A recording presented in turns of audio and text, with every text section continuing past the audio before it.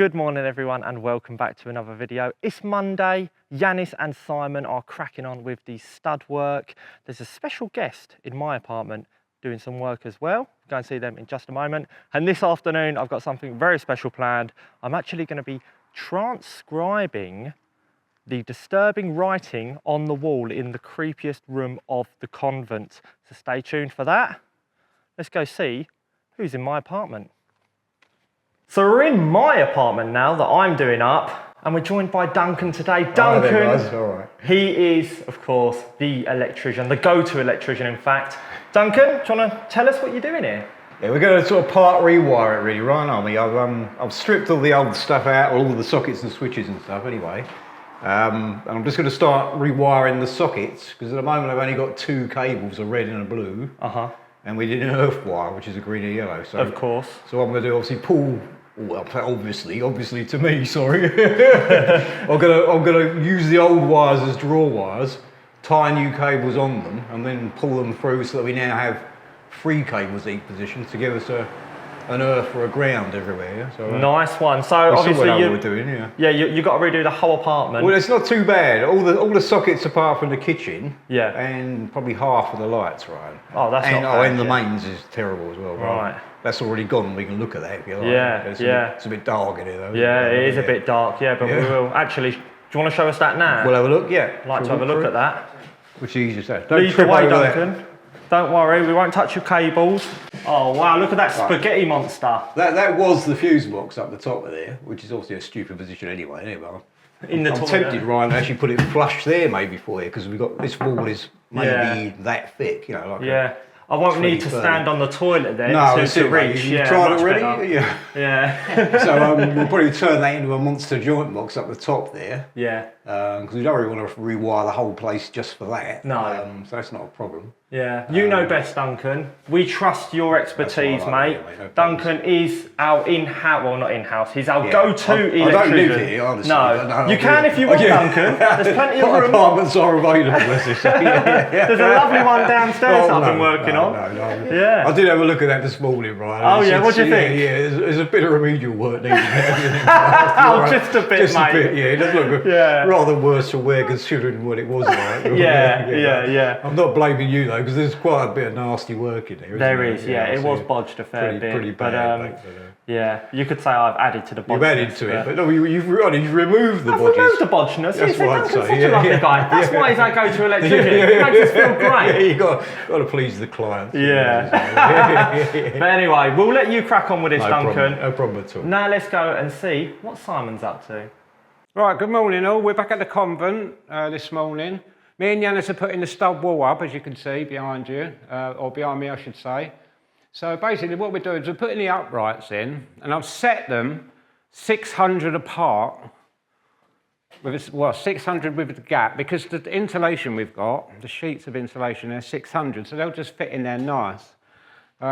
Also, I've set these are called noggins. These are the bits that go between, like you have them in your rafters, in your loft, under your floor, what you walk on, and they're called noggins, and they just support it all and give it structural strength.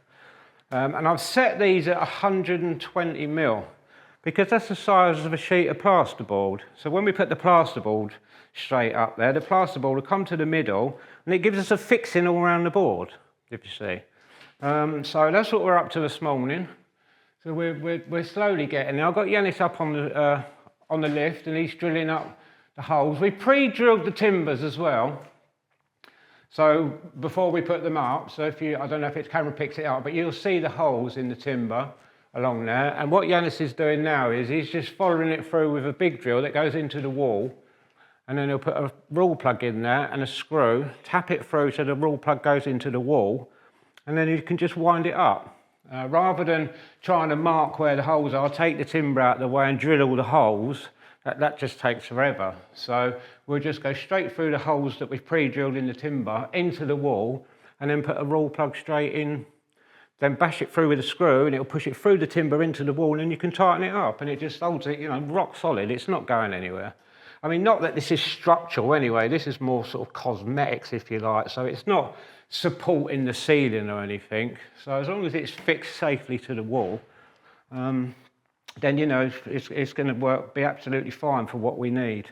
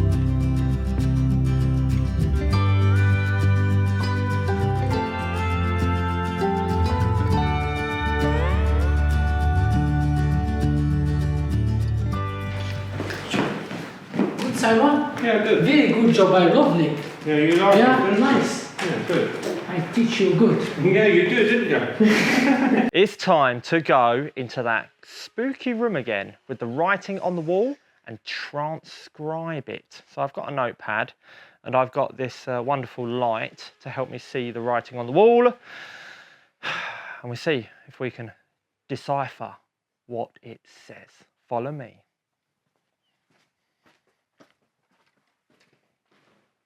It's this way. No, it's not. It's this way. Oh, it is this way. It is up, yeah. Sorry, this convent is quite big, you know.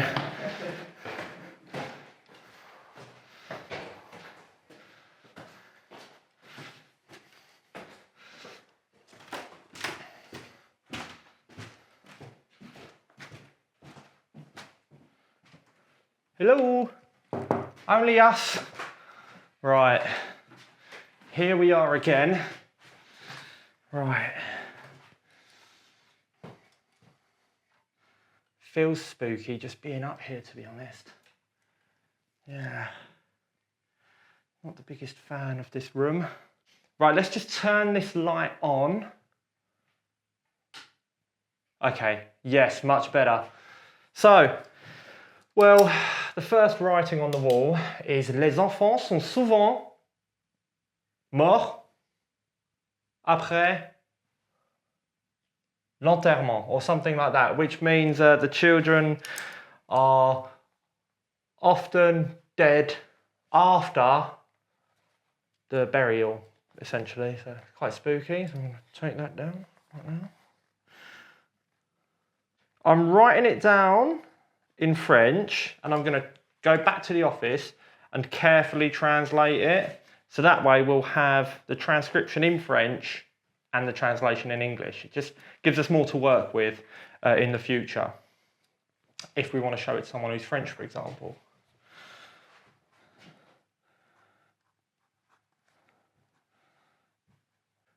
Anyway, after that, we've got the different types of cancer, which is a very, very uplifting subject, is it not?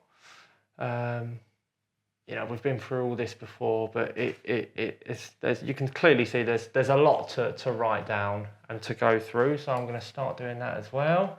What do we got? Cancer of the foie, of the poumon. So that's foie is liver, poumon is lung. Peut-être soigner, blah blah blah. Yeah, need to write this down, and I'll get back to you with the results once I've given it a little translation as well. 10 minutes later, and I've taken down a nice bit of information on the wall, but there are obviously a lot that we can't make out. So we've got water and some kitchen roll, and hopefully Oh, and we've got Mo as well. Sorry, Mo. Yeah. We've brought Mo for a second opinion. More important than the water and kitchen role is Mo. Hopefully Mo can make out some stuff as well. And yeah, so let's see if this reveals a bit. Because I did kind of do the old wet finger trick, and it does seem to help a lot with the visibility of the writing on the wall. Just there, yes. So hopefully that will assist us in our quest to decipher the secrets that this convent wall holds. Oh, dramatic. Are you ready, Mo? Les enfants Les enfants sont sont... Oh, wow. souvent morts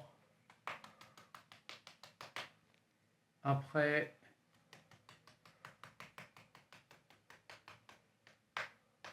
What's this last word? après leur enterrement.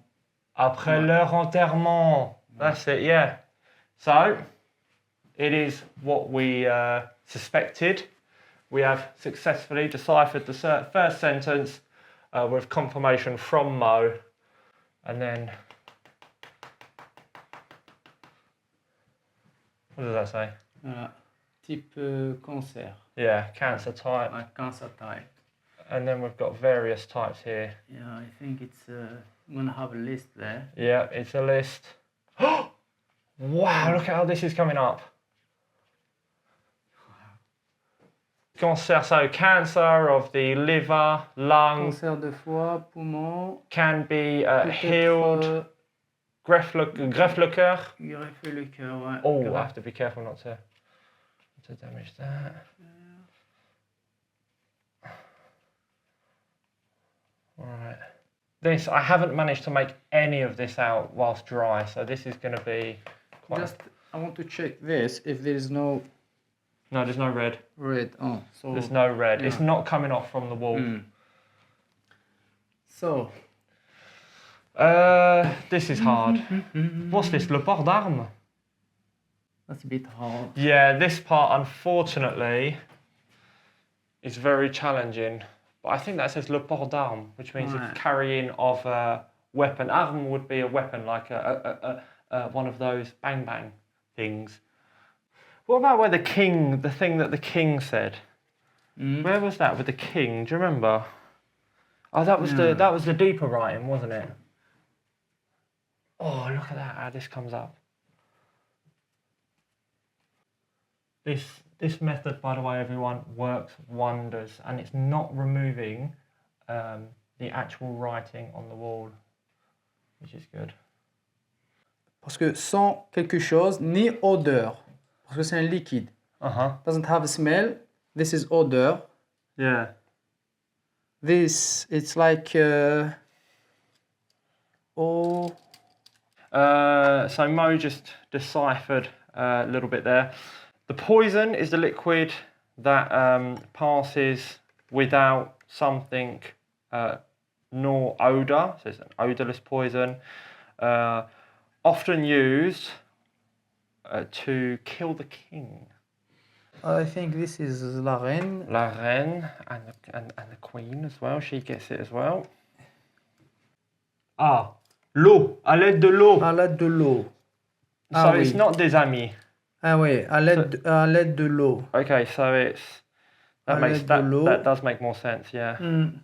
À l'aide de l'eau ou nourriture, Ou nourriture. which means with the help of water or food. Okay, so to sum up the most important sentence we have found, it is this as follows. The poison is the liquid that passes something without odour, often used, or a lot was used, depends on interpretation, to kill the king and queen with the help of water or food.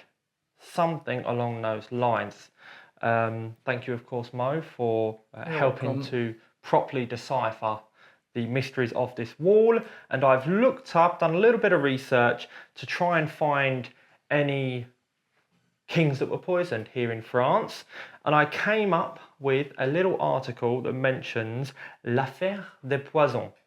Or the affair of the poisons, as they call it in English. It was a major murder scandal in France during the reign of King Louis XIV.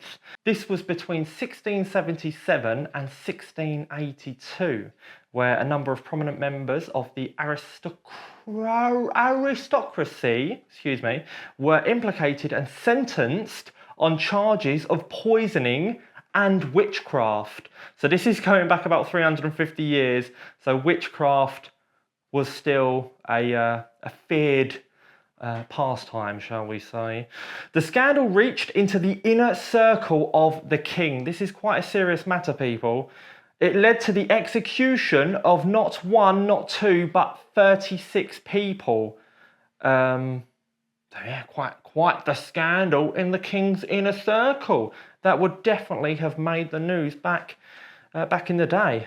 And just to give you an idea of the sheer scale of the Affaire des Poisons, it implicated 442 suspects and 367 orders of arrests were issued at the time, of which 218 were carried out and only 36 were executed.